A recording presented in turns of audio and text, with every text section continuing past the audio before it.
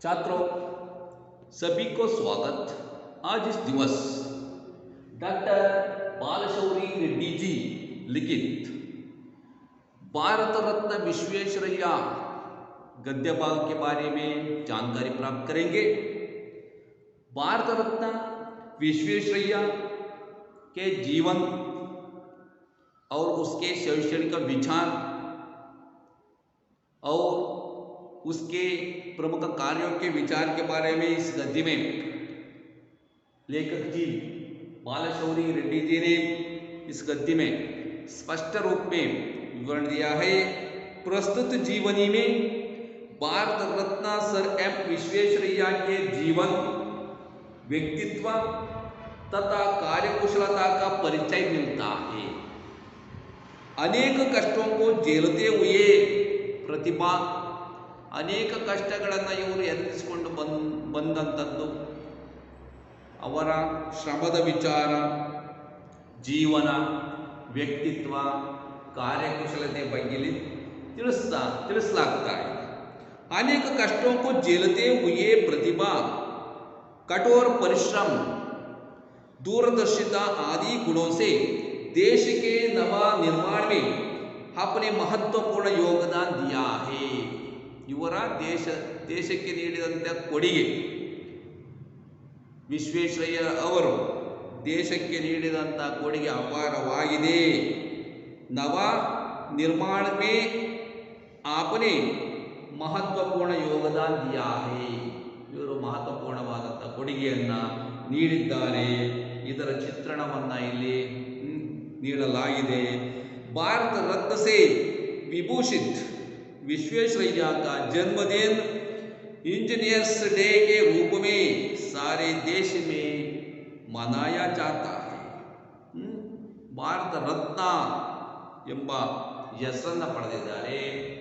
ಅವರ ಜನ್ಮದಿನವನ್ನು ಇಂಜಿನಿಯರ್ ದಿನ, इंजीनियर्स डे ಅಂತ ಆಚರಣೆಯನ್ನು ಮಾಡಲಾಗ್ತಾ ಇದೆ। इस विचार के बारे में विश्वेश्वरैया के गुण, स्वभाव, कार्यकुशलता और शैक्षणिक विचार सभी को विद्यार्थियों की जानकारी देने के लिए इस गद्य को चयन किया गया है। विश्वेश्वरैया का जन्म मैसूर राज्य के या कर्नाटक राज्य के कोलार जिले के अंतर्गत मुद्देनहल्ली नामक एक छोटे से गांव में 15 सितंबर 1861 को हुआ था। 14 सितंबर 1861 को हुआ था। 14 ಸೆಪ್ಟೆಂಬರ್ 1861ರಲ್ಲಿ ಕರ್ನಾಟಕ ರಾಜ್ಯದ ಕೋಲಾರ ಜಿಲ್ಲೆಯ ಅಂತರ್ಗತವಾದಂತಹ ಮುದ್ದೇನಹಳ್ಳಿ ಎಂಬ ಒಂದು ಸಣ್ಣ ಊರಿನಲ್ಲಿ ಇವರ ಜನ್ಮವಾಯಿತು। पूरा नाम विश्वेश्वरैया का पूरा नाम मोक्षगुंडम विश्वेश्वरैया था। ಒಂದು ಮಾಸಿ ಕೇಳ್ತಾರೆ, ವಿಶ್ವೇಶ್ವರಯ್ಯ ಅವರ ಪೂರ್ತಿ ಹೆಸರೇನು? मोक्षगुंडम विश्वेश्वरैया था। वो विश्वेश्वरैया के माता पिता बहुत ही गरीब थे। ಬಹಳ ಬಡತನದ ಸ್ಥಿತಿ ಇವರು ಅನುಭವಿಸಿ ಬೆಳೆದು ಬಂದಿದ್ದಾರೆ।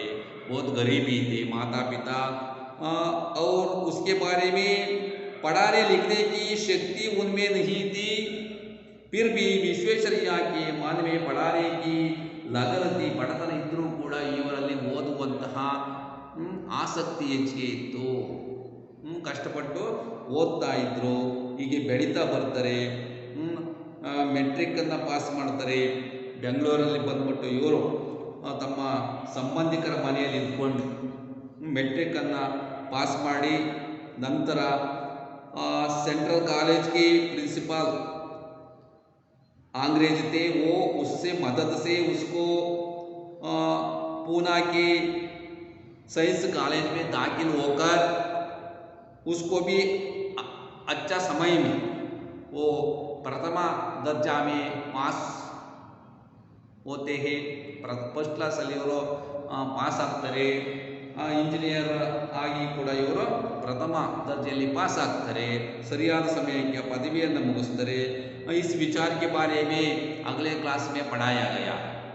ಈ ಎಲ್ಲ ವಿಚಾರಗಳನ್ನು ಇಂದಿನ ತರಗತಿ पिछले क्लास में हम सिखाया. ತಿಳ್ಕೊಳ್ಳಲಾಯಿತು ಇದರ ಬಗ್ಗೆ. छात्रों आज दूसरा भाग के बारे में जानकारी प्राप्त करेंगे. इಷ್ಟು ಇವರ ಬಗ್ಗೆ ತಿಳ್ಕೊಳ್ಳಲಾಯಿತು. देखिए छात्र, विश्वेश्वरैया जब 31 वर्ष के थे, देखिए 31 ವರ್ಷದವರ ಆದಂಥ ಆ ಸಂದರ್ಭದಲ್ಲಿ तभी उन्होंने एक बहुत बड़ा कार्य साध लिया. वह है शक्कर बैरेज तथा वाटर वर्क्स का निर्माण. देखिए 31ನೇ ವಯಸ್ಸಿನಲ್ಲಿ ಇವರು ಒಳ್ಳೆ ಇಂಜಿನಿಯರ್ ಆಗಿ ಒಂದು ಸಾಧನೆಯನ್ನು ಮಾಡ್ತಾರೆ. ಬಹುತ್ ಕಾರ್ಯ ಸಾಧಲಿಯ वो है ಅದು ಯಾವುದಪ್ಪ ಅಂದರೆ शक्कर बैरेज तथा वाटर वर्क्स का निर्माण. वाटर वर्क्स का निर्माण. ಶಕ್ಕರ್ ಬೇರೇಜ್ ಮತ್ತು ವಾಟರ್ ವರ್ಕ್ಸ್ದ ಕೆಲಸವನ್ನು ಇವರು ಮಾಡ್ತಾರೆ. ಬಾತ್ ಸನ್ ಇದು ವಿಚಾರ ಏನಪ್ಪ ಅಂದರೆ 1894 1894 की है. 1894ನೇ ಇಸ್ವಿ ಆ ಸಂದರ್ಭದಲ್ಲಿ उन दिनों सिंध प्रांत बंबई राज्य का हिस्सा था. ಅದಕ್ಕೆ ಸಿಂಧ್ ಪ್ರಾಂತ್ಯ बंबई राज्यದ ಒಂದು ಪ್ರಾಂತ್ಯವಾಗಿತ್ತು. आज यह प्रांत पाकिस्तान में है. ಈಗ ಆ ಪ್ರಾಂತ್ಯ ಪಾಕಿಸ್ತಾನಕ್ಕೆ ಸೇರಿದೆ. इस शहर के लिए पानी का प्रबंध करने का कार्य विश्वेश्वरैया को सौंपा है. देखिए प्रांत ಪಾಕಿಸ್ತಾನದಲ್ಲಿದೆ ಈಗ. ಅದು ಇಸ್ ಶಹರ್ ಕೆ ಲಿಯೆ, ಈ ಶಕ್ಕರ್ ಎಂಬ ಈ ನಗರಕ್ಕೆ ನೀರಿನ ಕೊರತೆ ಇತ್ತು, ಇದನ್ನು ಕೂಡ ಸರಿಪಡಿಸ್ತಾರೆ. ಇಸ್ ಶಹರ್ ಕೆ ಲಿಯೆ ಪಾನಿ ಕಾ ಪ್ರಬಂಧ ಕರ್ನೆ ಕಾ कार्य विश्वेश्वरैया को सौंपा गया. विश्वेश्वरैया ने बड़ी सूझबूझ एवं दक्षता के साथ यह कार्य संपन्न किया. ದಕ್ಷತೆಯಿಂದ ಈ ಕಾರ್ಯವನ್ನು ಮಾಡ್ತಾರೆ. ಶಕ್ಕರ್ ಎಂಬ ಒಂದು ನಗರಕ್ಕೆ ನೀರು ಬೇಕಾಯಿತು, ಕುಡಿಯೋ ನೀರು ಬೇಕಾಯಿತು, ಅದಕ್ಕೆ ಸರಬರಾಜನ್ನು ಮಾಡಿದರೆ ಇವರ ದಕ್ಷತೆಯಿಂದ ಕೆಲಸವನ್ನು ಮಾಡ್ತಾರೆ. ಕಾರ್ಯ ಸಂಪನ್ನ ಕಿಯಾ ಜಿಸ್ಸೆ ಸಾರೆ ದೇಶ में उनका नाम फैल गया. ಇದರಿಂದ ಇಡೀ ದೇಶಕ್ಕೆ ಇವರ ಹೆಸರು ಕೀರ್ತಿ ಹರಡಿತು, ಪ್ರಚಾರವಾಯಿತು. ಇವರು ಮಾಡಿದಂತಹ ಸಾಧನೆ ಕೆಲಸ ಕಾರ್ಯಕ್ಕೆ ವಿಶ್ವೇಶ್ವರಯ್ಯರನ್ನು ಹೊಗಳ್ತಾರೆ, ತಾರೀಫ್ ಕರ್ತೀವಿ. ಇಷ್ಟು ಚಿಕ್ಕ ವಯಸ್ಸಿನಲ್ಲಿ ಇಷ್ಟು ದೊಡ್ಡ ಕೆಲಸವನ್ನು ಇವರು ಮಾಡಿದ್ದಾರೆ ಅಂತ ಎಲ್ಲರೂ ಕೂಡ ಹೊಗಳ್ತಾರೆ, ತಾರೀಫ್ करते हैं. विश्वेश्वरैया ने अपने प्रत्येक कार्य में अपनी प्रखर प्रतिभा का परिचय दिया. यही कारण है कि वे सन 1904 में बम्बई सरकार के प्रतिनिधि की हैसियत से शिमला इरिगेशन कॉन्फ्रेंस में उपस्थित हुए. बम्बई ಸರ್ಕಾರದ ಪ್ರತಿನಿಧಿಯಾಗಿ ಇವರು 1904ರಲ್ಲಿ ಇವರು ಶಿಮ್ಲಾ ಇರಿಗೇಷನ್ ಕಾನ್ಫರೆನ್ಸ್ನಲ್ಲಿ ಭಾಗಿಯಾಗಿರ್ತಾರೆ. ಯಾರೋ ಸರ್ ಎಂ ವಿಶ್ವೇಶ್ವರಯ್ಯ ಇದರಲ್ಲಿ शिमला इरिगेशन कॉन्फ्रेंस में उपस्थित हुए. विश्वेश्वरैया की प्रतिभा के अनेक उदाहरण दिए जा सकते हैं. ಅಲ್ಲಿ ವಿಶ್ವೇಶ್ವರಯ್ಯ ಅವರನ್ನು ಹೊಗಳಲಾಯಿತು, ಅವರ ಪ್ರತಿಭೆ ಬಗ್ಗೆ, कार्यकुशलता को तारीफ करते हैं. उसके बारे में उधर चर्चा हुआ. पूना के निकट कड़कवासला नामक एक बांध बनाया गया. ಅದಕ್ಕೆ ಪೂನಾಕ್ಕೆ ನಿಕಟ, ಪೂನಾದ ಸಮೀಪದಲ್ಲಿ ಒಂದು ಅಣೆಕಟ್ಟೆಯನ್ನು ಕಟ್ಟಲಾಯಿತು. ಕಡಕ್ವಾಸಲ ನಾಮಕ್ ಏಕ್ ಬಾಂಧ್, ಬಾಂಧ್ ಅಂದರೆ ಡ್ಯಾಮ್ ಅನ್ನು, ಅಣೆಕಟ್ಟೆಯನ್ನು ಕಟ್ಟಲಾಯಿತು. ಕಡಕ್ವಾಸಲ ಇದರಿಂದ ಕೂಡ ಹೆಸರಾಯಿತು. ಕಡಕ್ವಾಸಲ ನಾಮಕ್ ಏಕ್ ಬಾಂಧ್ ಬನ್ವಾಯ ಗಯಾ. ಇಲ್ಲಿ ಪೂನಾದ ಸಮೀಪದಲ್ಲಿ, ಪೂನಾಕ್ಕೆ ನಿಕಟ, निकट समीपದಲ್ಲಿ एक बड़ा बांध बनवाया गया है। खड़कवासला नामक एक बांध बनाया गया। इस बांध के लिए ऑटोमेटिक गेटो, ಈ ಅಣೆಕಟ್ಟಿಗೆ, ಅಣೆಕಟ್ಟಿಗೆ ಖಡಕವಾಸಲ, ಈ ಅಣೆಕಟ್ಟಿಗೆ ಆಟೋಮೆಟಿಕ್ ಗೇಟ್ ಅಂದರೆ ಅದಾಗಿ ತೆರೆದುಕೊಳ್ಳುವಂಥದ್ದು, ಅದಾಗಿ ಬಂದಾಗುವಂಥ ಒಂದು ಗೇಟನ್ನು ಅಳವಡಿಸಲಾಯಿತು। अपने आप खुलने व बंद होने वाले दरवाजे, अपने आप ತನ್ನಷ್ಟಕ್ಕೆ ತಾನು ಕುಲ್ನೆಯನ್ನು ತೆರೆದುಕೊಳ್ಳುವಂತಹ, ಬಂದ್ ಹೋನೆ ವಾಲೆ ಬಂದಾಗುವಂಥ ಒಂದು ಗೇಟನ್ನು ಅಳವಡಿಸಲಾಯಿತು। ಯಾವ ಅಣೆಕಟ್ಟೆಗೆ? ಖಡಕವಾಸಲ इस अणे बांध बनवाया गया है, इसलिए सभी को तारीफ किए ವಿಶ್ವೇಶ್ವರಯ್ಯ, ಸಭಿ ಎಲ್ಲರೂ ಕೂಡ ವಿಶ್ವೇಶ್ವರಯ್ಯನನ್ನ ಹೊಗಳ್ತಾರೆ, ಚಕಿತರಾಗ್ತಾರೆ, ಅವರ ಕಾರ್ಯ ಸಾಧನೆಯನ್ನು ಮೆಚ್ಚುತ್ತಾರೆ। ಕಾ ಡಿಸೈನ್ आपने ही किया, ಇವರ ಬುದ್ಧಿಶಕ್ತಿಯಿಂದ, ಇವರ ಕಾರ್ಯದಿಂದ ಆದಂಥದ್ದು ಯಾವುದೋ ಆಟೋಮೆಟಿಕ್ ಗೇಟನ್ನು ಅಳವಡಿಸಿರುವಂಥದ್ದು। इंजीनियरों के क्षेत्र में इस काम की इतनी प्रशंसा हुई कि, ಪ್ರಶಂಸನ ಹೊಗಳಿಕೆ, ಎಲ್ಲರೂ ಕೂಡ ಇವರು ಮಾಡಿದಂತಹ ಕಾರ್ಯವನ್ನು ಮೆಚ್ಚುತ್ತಾರೆ, ಹೊಗಳುತ್ತಾರೆ। ಪ್ರಶಂಸಾ हुई कि अमेरिका की मशहूर पनाम नहर के लिए इसी डिजाइन की नकल की गई थी। ಇದಕ್ಕೆ ಅಮೆರಿಕದಲ್ಲಿರುವಂತಹ ಅಂದರೆ ಪ್ರಸಿದ್ಧಿಯನ್ನು ಪಡೆದಿರುವಂತಹ ಮಶೂರ್ ಪನಾಮ ನಗರ ಕೇಳಿ, ಪನಾಮ್ ನಾಲೆಗೆ, ನಹರ್ ನಾಲೆಗೆ ಈ ಥರ ಆಟೋಮೆಟಿಕ್ ಗೇಟನ್ನಲ್ಲಿ ಅಳವಡಿಸಲಾಗಿದೆ। ಇಲ್ಲಿಯ ಯಾವುದೋ ಖಡಕವಾಸಲ ಈ ಡ್ಯಾಮಿನ ನಕಲನ್ನು, ಇದನ್ನು ನೋಡಿಕೊಂಡು ಅವರು ಮಾಡಿದ್ದಾರೆ ಎಂಬುದನ್ನು ಇಲ್ಲಿ ಹೇಳಲಾಗ್ತದೆ। ಇದಕ್ಕೆ ಪನಾಮ್ ನಹರ್ ಕೆ ಲಿಯೆ ಇಸಿ ಡಿಸೈನ್ ಕಿ ನಕಲ್ ಕಿ ಗೈ, ಇದರ ಡಿಸೈನ್ ಅನ್ನು ನೋಡಿ ಅವರು ನಕಲನ್ನು ಮಾಡಿದ್ರಂತೆ। ಫಿರ್ ಕ್ಯಾ ಥಾ ವಿಶ್ವೇಶ್ವರಯ್ಯ ಕಾ ನಾಮ್ ವಿದೇಶೋ ಮೇ ಭಿ ಫೈಲ್ ಗಯಾ, ಇದರಿಂದ ವಿದೇಶದಲ್ಲೂ ಕೂಡ ಇವರ ಹೆಸರು ಹರಡಿತು, ಪ್ರಚಾರವಾಯಿತು। ಫೈಲ್ ಗಯಾ ಹರಡಿತು, ಇವರ ಹೆಸರನ್ನು ಪಡೆದ್ರು।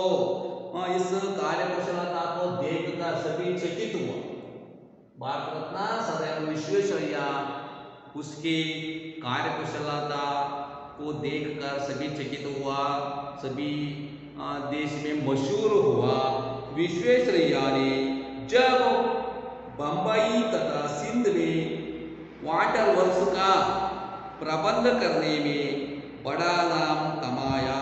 ಅದಕ್ಕೆ ಬೊಂಬಾಯಿ ಮತ್ತೆ ಅಲ್ಲಿ ಮಾಡಿದಂತಹ ವಾಟರ್ ವರ್ಕ್ಸ್, ಇದರಿಂದ ಇವರು ದೊಡ್ಡ ಹೆಸರನ್ನ ಗಳಿಸ್ತಾರೆ, ದೊಡ್ಡ ಕೆಲಸವನ್ನ ಮಾಡ್ತಾರೆ। तब सन 1906 में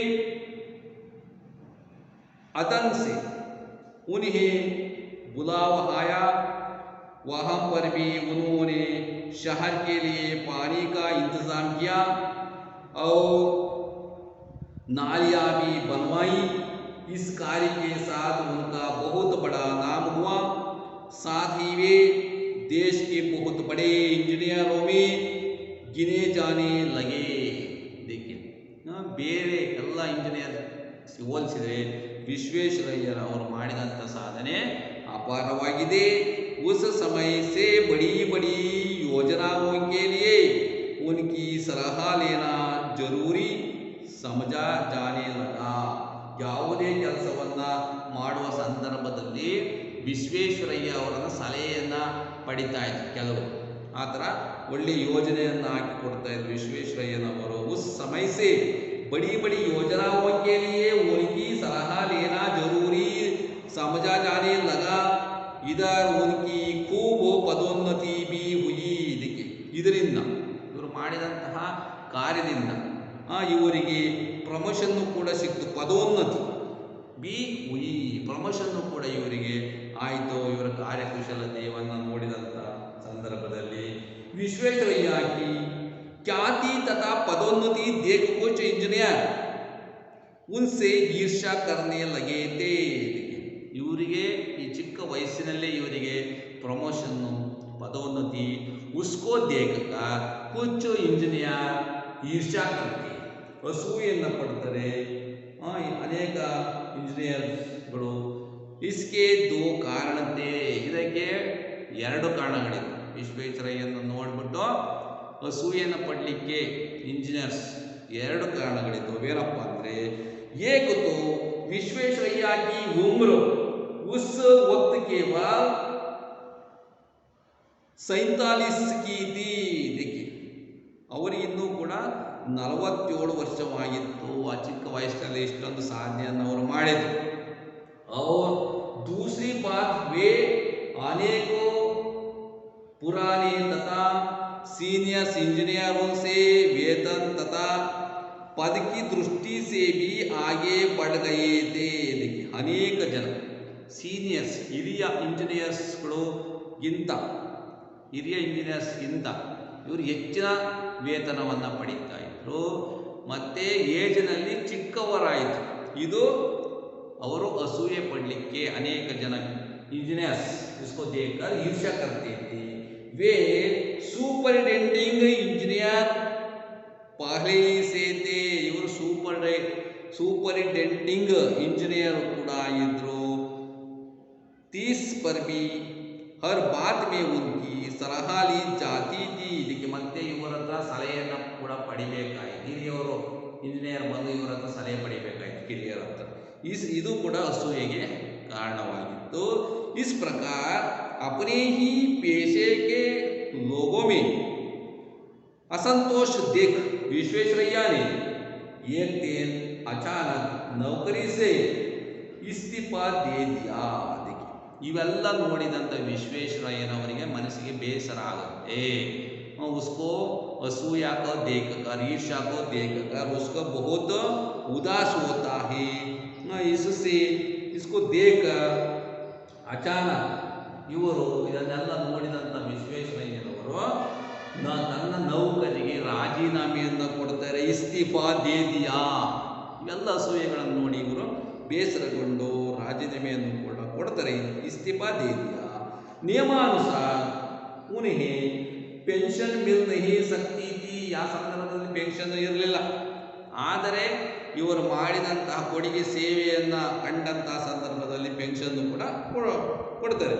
ಮಗರ್ ಉಸ್ಕಿ ವಿಶಿಷ್ಟ ಸೇವಾ ಹೋ ತಥಾ ಯೋಗ್ಯತಾओं को देखते हुए उन्हें ಪೆನ್ಷನ್ ದಿ ಗೈ. ಇವರ ಕಾರ್ಯಕುಶಲತೆ, ಯೋಗ್ಯತೆ, ಕಾರ್ಯವನ್ನು ನೋಡಿದಂಥ ಸಂದರ್ಭದಲ್ಲಿ ಇವರಿಗೆ ಪೆನ್ಷನನ್ನು ಕೊಡಲಿಕ್ಕೆ ತೀರ್ಮಾನಿಸಲಾಯಿತು. नौकरी से निवृत्त हो. पेंशन पाने के बाद विश्वेश्वरैया हैदराबाद राज्य के इंजीनियरिंग सलाहकार नियुक्त हुए. ಇದಕ್ಕೆ ಹೀಗೆ ರಾಜೀನಾಮೆಯನ್ನು ಕೊಟ್ಟ ಆದ ನಂತರ ಪೆನ್ಷನನ್ನು ಪಡೆಯುವ ಸಂದರ್ಭದಲ್ಲಿ ಇವರನ್ನು ಹೈದರಾಬಾದ್ ಇಂಜಿನಿಯರ್ ಸಲಹಾಕಾರರಾಗಿ ನೇಮಕಾತಿ ಮಾಡಿಕೊಳ್ಳಲಾಯಿತು.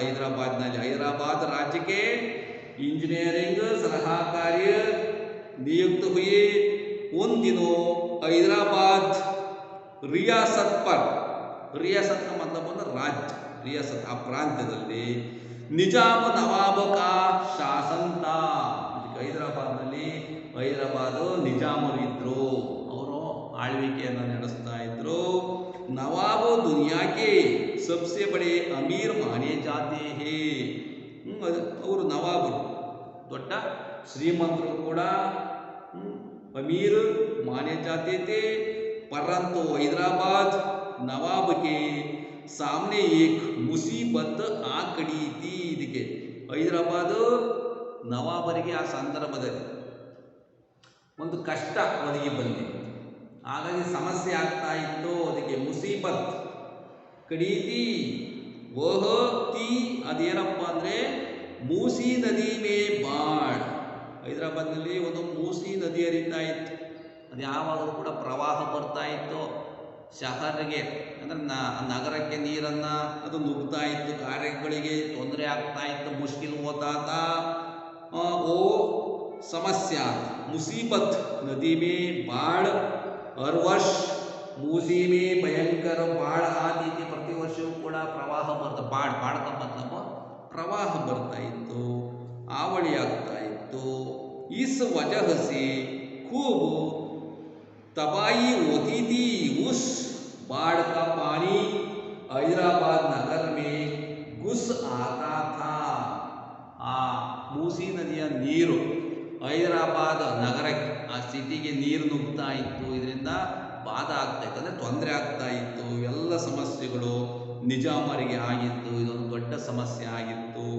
ಜಿಸ್ಸೆ ಸಾರೆ ಕಾಮ್ ಕಾಜ್ ಬಂದ್ ಹೋ ಜಾತೆ थे. ಇದರಿಂದ ಅಲ್ಲಿ ಕೆಲಸ ಮಾಡೋದು ತೊಂದರೆ ಆಗ್ತಾ ಇತ್ತು, ಎಲ್ಲ ಬಂದ್ ಆಗ್ತಾ ಇತ್ತು, ಕೆಲಸ ಕಾರ್ಯಗಳಿಗೆ ತೊಂದರೆ ಆಗ್ತಾ ಇತ್ತು.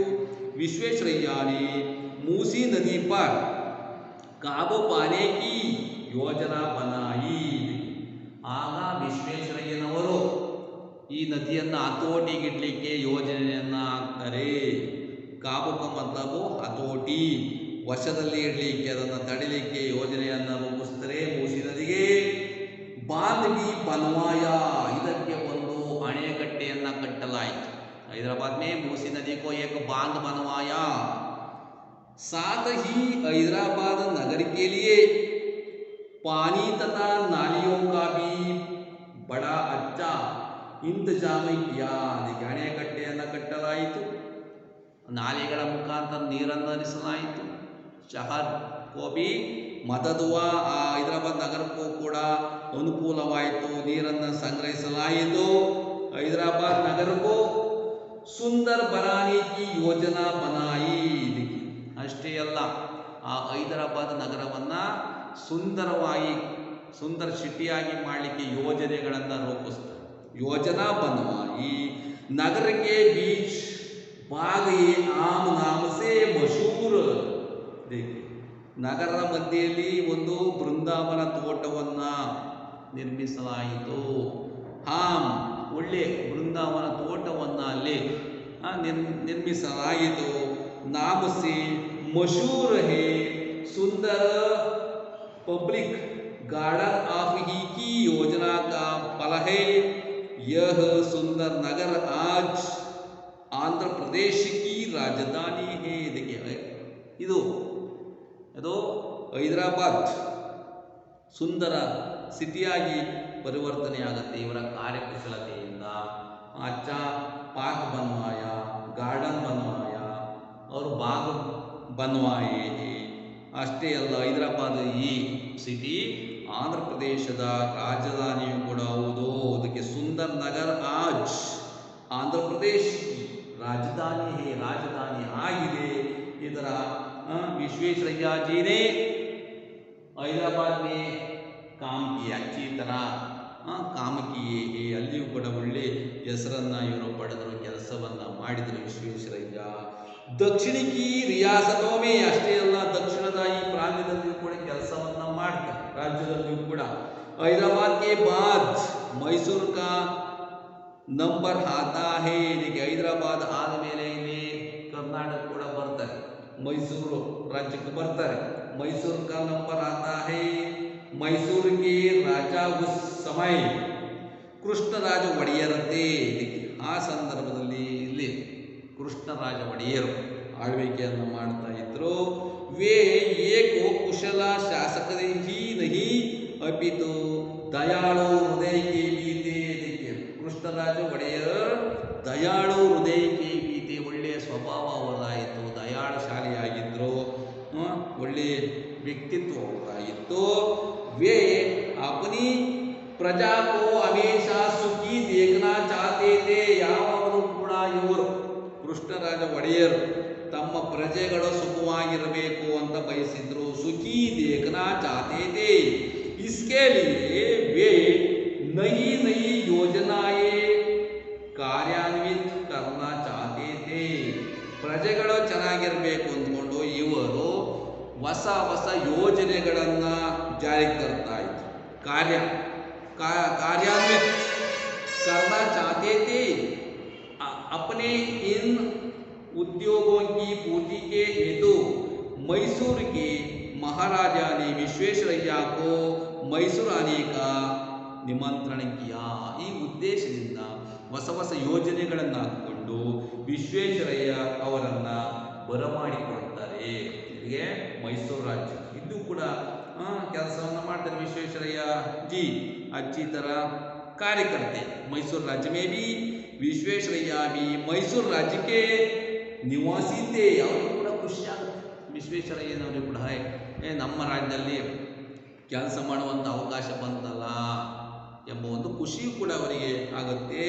उन्हें भी अपनी मातृभूमि को सेवा करने में आनंद का अनुभव हुआ। ಅದಕ್ಕೆ ನಮ್ಮ ಮಾತೃಭೂಮಿಯಲ್ಲಿ ನಾವು ಜನ್ಮ ಪಡೆದಿರುವಂತಹ ನಮ್ಮ ಭೂಮಿಯಲ್ಲಿ ಕೆಲಸ ಮಾಡುವಂಥ ಅವಕಾಶ ಬಂತಲ್ಲ बहुत खुशी होता आनंद होता है। वे मैसूर के चीफ इंजीनियर के पद पर नियुक्त हुए। ಇದಕ್ಕೆ ಇಲ್ಲಿಯೂ ಕೂಡ ಬಂದು ಚೀಫ್ ಇಂಜಿನಿಯರ್ ಆಗಿ ಕೂಡ ಇವರು ಕೆಲಸವನ್ನು ಮಾಡ್ತಾರೆ। इस पद पर उन्होंने 3 वर्षों तक कार्य किया। 3 ವರ್ಷ ಕೆಲಸವನ್ನು ಮಾಡ್ತಾರೆ ಚೀಫ್ ಇಂಜಿನಿಯರ್ ಆಗಿ। विश्वेश्वरಯ್ಯ की कार्यकुशलता एवं शासन पटुता पर महाराजा मुग्ध हुए। ಇದಕ್ಕೆ ಇವರ ಕಾರ್ಯಕುಶಲತೆ ಇವರ ಯೋಜನೆಗಳು ಇವೆಲ್ಲ ನೋಡಿಬಿಟ್ಟು ರಾಜರು ಕೂಡ ಆನಂದವಾಗುತ್ತೆ ಪ್ರಭಾವಕ್ಕೊಳಗಾಗ್ತಾರೆ। उन्होंने 3 साल बाद विश्वेश्वरಯ್ಯ को अपना दीवान नियुक्त किए। ಇವರು 3 ವರ್ಷ ಸೇವೆಯನ್ನು ನೋಡಿ ಇವರನ್ನ ದಿವಾನರಾಗಿ ನೇಮಕಾತಿಯನ್ನು ಮಾಡ್ತಾರೆ ನೇಮಿಸ್ಕೊಳ್ತಾರೆ। ಯಾರು ಕೃಷ್ಣರಾಜ ಒಡೆಯರ್ नियुक्त किए। इस पद पर वे 6 साल तक कार्य करते रहे। 6 ವರ್ಷ ಕೆಲಸವನ್ನು ಮಾಡ್ತಾರೆ ದಿವಾನರಾಗಿ ಕೂಡ 6 ವರ್ಷ ಕೆಲಸ ಮಾಡ್ತಾರೆ। ಚೀಫ್ ಇಂಜಿನಿಯರ್ ಆಗಿ 3 ವರ್ಷ ಕೆಲಸವನ್ನು ಮಾಡಿದ್ರು। इन 9 वर्षों की अवधि में ಈ ತರ 9 ವರ್ಷದ ಅವಧಿಯಲ್ಲಿ ವಿಶ್ವೇಶ್ವರಯ್ಯ ने अपनी योजनाओं पर अमल करके मैसूर राज्य का नक्शा ही बदल डाला। ಅದಕ್ಕೆ ಈ 9 ವರ್ಷದಲ್ಲಿ ಯೋಜನೆಯಲ್ಲಿ ಇವರು ಮೈಸೂರು ರಾಜ್ಯದ ನಕ್ಷೆಯನ್ನೇ ಬದಲಾಯಿಸಿದರು। अच्छी तरह काम करते हैं कार्यकुशलता से योजनाओं को कार्य करते हैं। विश्वेश्वरಯ್ಯ ने दीवान के पद पर कार्य करते समय राज्य के हर विभाग में सुधार किया। ಪ್ರತಿಯೊಂದು ಕ್ಷೇತ್ರದ ಸುಧಾರಣೆಯನ್ನು ತರ್ತಾರೆ ದಿವಾನರಾಗಿ कार्य किए। डॉक्टर सर एम विश्वेश्वरಯ್ಯ ने अच्छी तरह काम किए हैं सुधार किया। नई नई योजनाएं चालू की राज्य की आमदनी बढ़ाई। ಇದರಿಂದ ಮೈಸೂರು ರಾಜ್ಯದ ಆಮದನಿ ಗಳಿಕೆ ಆದಾಯ ಹೆಚ್ಚಿಗೆ ಆಯಿತು ವೃದ್ಧಿ ಆಯಿತು। ಬಡೆ ಬಡೆ ಕಾರ್ಖಾನೆ ಕೋಲೆ ದೊಡ್ಡ ದೊಡ್ಡ ಕೈಗಾರಿಕೆಗಳನ್ನು ತೆರೀತಾರೆ कारखाने खोले। नई नहरों के द्वारा 1.5 लाख एकड़ भूमि की सिंचाई का इंतजाम किया। देखिए ಒಳ್ಳೊಳ್ಳೆ ಕಾರ್ಖಾನೆಗಳನ್ನು ತೆರೀತಾರೆ ಕೋಲೆ ಕ मतलब ತೆರೆಯುವುದು ಮತ್ತೆ ನಹೀನ ನಹರು ಅಂದರೆ ಹೊಸದಾದ ಕಾಲುವೆಗಳ ಮುಖಾಂತರವಾಗಿ 1.5 ಎಕರೆ ಅಂದರೆ 1.5 ಲಕ್ಷ ಎಕರೆವಷ್ಟು ಭೂಮಿಯನ್ನು ನೀರಾವರಿಗೆ ಒಳಪಡಿಸ್ತಾರೆ। 1.5 लाख एकड़ भूमि की सिंचाई का इंतजाम किया। ಇಂತಜಾಮ ಅಂದರೆ ವ್ಯವಸ್ಥೆಯನ್ನು ಮಾಡ್ತಾರೆ ನೀರಾವರಿಗೆ ಒಳಗಾಗುವಂತೆ ಮಾಡ್ತಾರೆ ಹೊಸ ಹೊಸ ನಾಲೆಗಳನ್ನು ಮುಖಾಂತರವಾಗಿ। इस तरह खेती के लिए बहुत योजना डाला है। ವ್ಯವಸಾಯಕ ಅನುಕೂಲವಾಗುವಂಥ ಯೋಜನೆಗಳನ್ನು ಕೂಡ ಮಾಡಿದ್ರು। मैसूर राज्य के शिवन समुद्र जलप्रपात पर बिजली पैदा करने का कारखाना उन्हीं की देखरेख में खोला गया है। ಇದಕ್ಕೆ ಇವರ ಮುಖಾಂತರ ಆದಂಥದ್ದು ಯಾವುದೋ ಮೈಸೂರು ರಾಜ್ಯದ ಶಿವನ ಸಮುದ್ರ ಜಲಪಾತಕ್ಕೆ ಅಲ್ಲಿ ಬಿಜಿಲಿ ಅಂದರೆ ವಿದ್ಯುತ್ ಉತ್ಪಾದನೆಯನ್ನು ಮಾಡುವಂಥದ್ದು ಕಾರ್ಖಾನೆ ಇವರ ಮುಖಾಂತರ ಆದಂಥದ್ದು ವಿಶ್ವೇಶ್ವರಯ್ಯ ಇವರ ಮುಖಾಂತರವಾಗಿ ತೆರೆಯಲಾಯಿತು। खोला गया। विश्वेश्वरಯ್ಯ ने औद्योगिक दृष्टि से मैसूर राज्य के स्वरूप को बदलने का सफल प्रयत्न किया। इस प्रकार औद्योगिक दृष्टि से मैसूर राज्य के स्वरूपवन्ನೇ इವರು बदलाಯಿಸಿ सभी क्षेत्र में अच्छी तरह योजना डालकर कार्य के स्वरूप को बदलने का सफल प्रयत्न किया। उन दिनों में भी विश्वेश्वरैया ने यह अनुभव किया कि किसी प्रदेश की प्रगति व समृद्धि उस प्रदेश की सिंचाई की व्यवस्था तथा औद्योगिक उन्नति पर निर्भर होती है। ಈ ಥರ ವ್ಯವಸಾಯಕ್ಕೆ ಅನುಕೂಲ ಮಾಡ್ತಾರೆ। 1.5 ಲಕ್ಷ ಎಕರೆ ಪ್ರದೇಶ ನೀರಾವರಿಗೆ ಒಳಗಾಗುವಂತೆ ಇವರು ಅನೇಕ ಯೋಜನೆಗಳನ್ನು ಇವರು ಹಾಕ್ಕೊಂಡ್ರು। ಇದರಿಂದ ಅನುಕೂಲ ಆಯಿತು। ಶಿವನ ಸಮುದ್ರದಲ್ಲಿ ಕೂಡ ವಿದ್ಯುತ್ ತಯಾರು ಮಾಡುವಂಥ ಯೋಜನೆ ಇವರಿಂದ ಆದಂಥದ್ದು। यही कारण है कि उन्होंने मैसूर राज्य में चंदन का तेल, सीमेंट, साबुन, इस्ता तथा कागज के कारखाने खोले। अಷ್ಟೇ ಅಲ್ಲ, ವಿದ್ಯುತ್ ಕೈಗಾರಿಕೆ ನಯ ಯೋಜನೆ ಡಾಲ್ಕರ್ ಹೊಸ ಹೊಸ ಯೋಜನೆಗಳನ್ನು ತರ್ತಾ ಇವರು ಅಭಿವೃದ್ಧಿಯನ್ನು ಮಾಡ್ತಾ ಹೋದ್ರು। ಮೈಸೂರು ರಾಜ್ಯಕ್ಕೂ मैसूर राज्य में चंदन का तेल, चंदन गंधದ ಎಣ್ಣೆ कारखाने, सीमेंट कारखाने, साबुन सोपिನ कारखाने, इस्ताप ಅಂದರೆ ಉಕ್ಕು कारखाने, ಕೈಗಾರಿಕೆ, कागज़ कारखाने खोले। भद्रावती में स्थापित इस्पात का कारखाना उन्हीं के पर्यवेक्षण में निर्मित हुई था।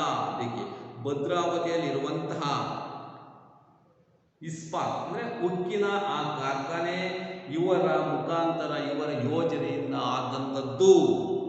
इस प्रकार मैसूर राज्य को अभिवृद्धि करने के लिए इस प्रकार सेवा किया है विश्वेश्वरैया जी ने। हैदराबाद और मैसूर राज्य को अभिवृद्धि करने के लिए नया नया योजना को जारी किए हैं। इस तरह विश्वेश्वरैया जी ने अच्छी तरह कार्य किया है। ಈ ಥರ ಕೆಲಸವನ್ನು ಇವರು ಮಾಡಿದ್ದಾರೆ। छात्रों, नेक्स्ट क्लास में भाग 3 के बारे में जानकारी प्राप्त करेंगे। अच्छी तरह पढ़िए। नमस्कार।